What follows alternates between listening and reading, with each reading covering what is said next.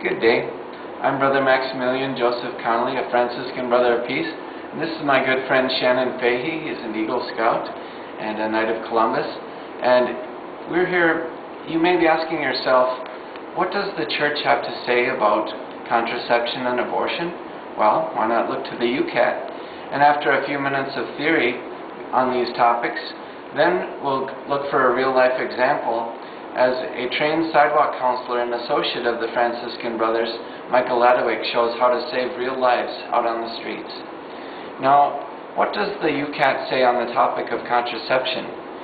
The question is, why are all methods of preventing the conception of a child not equally good? Well, in answer to that, the Church recommends the refined methods of self-observation and natural family planning, or NFP, as methods of deliberately regulating conception. In keeping with the dignity of man and woman, these methods, they respect the innate laws of the female body, they demand mutual affection and consideration, and therefore are a school of love.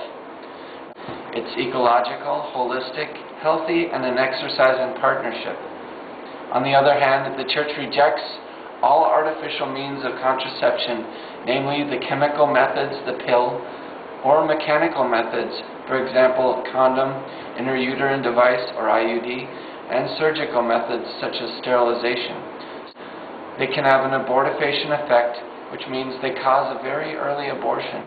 When couples have recourse to contraception, they manipulate and degrade human sexuality, and with it themselves and their married partner, by altering its value of total self-giving. And we hear that in John Paul II's exhortation to families. Shannon? We turn back to the Youcat on the subject of abortion. Why is abortion unacceptable at any phase in the development of an embryo? God-given human life. Life is God's own property. It is not under the control of any human being. Before I formed you in the womb, I knew you. And before you were born, I consecrated you. From Jeremiah 1:5. God alone is Lord over life and death. Not even my life belongs to me. Every child from the moment of conception on has a right to life. From his earliest beginnings, an unborn human being is a separate person. No one can infringe on his rights, not the state, not the doctor, and not even the mother.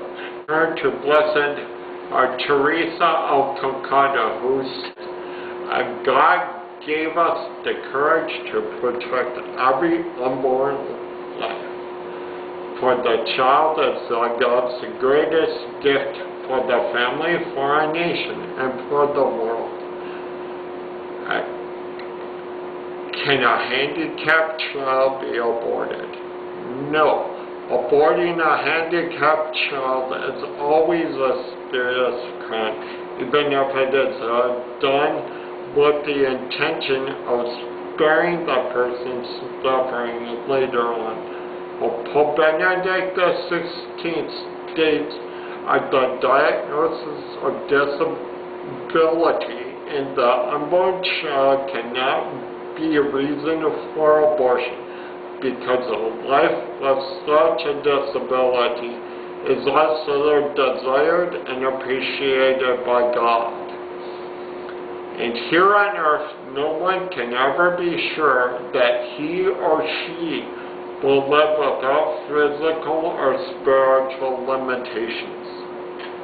Thank you, Shannon. And now we'll go watch Michael as he saves a baby from abortion. Praise be Jesus Christ. My name is Michael, and I'm a sidewalk counselor. I'd like to share with you there was a baby safe here. The boyfriend gets out of the car and says, "Are you with the clinic?" And I said, "No, I'm not. I am a ProLife sidewalk counselor with Miss Rose."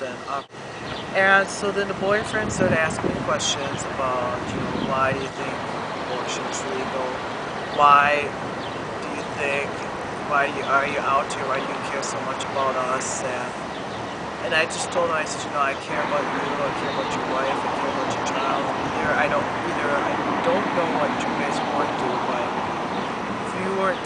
if you're here today, then that shows me that you guys have a decision to make and you're struggling with that decision. And then he went on and then he said, well, it's just one child. And I simply said, you're right, it is one child. That one child matters. And I want to tell you a story about a little boy who went down to the ocean to collect water and try to drain out the sea. And then the man came up to him and said, what are you doing? And the little boy said to him, I'm draining out the ocean. And then the guy said, well, you can't do that. It's impossible. The ocean is so big. And then the little boy said, one bucket at a time.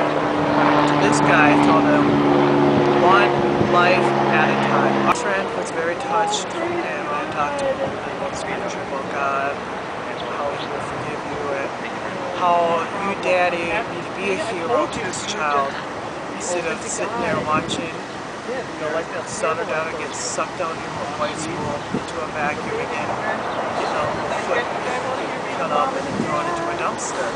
And I told him, I said, well, how do you feel about that? How do you feel about your child doing that? He says, well, I feel awful now. He says, you know, I've been very touched by your presence out here. It was his best and what you're doing.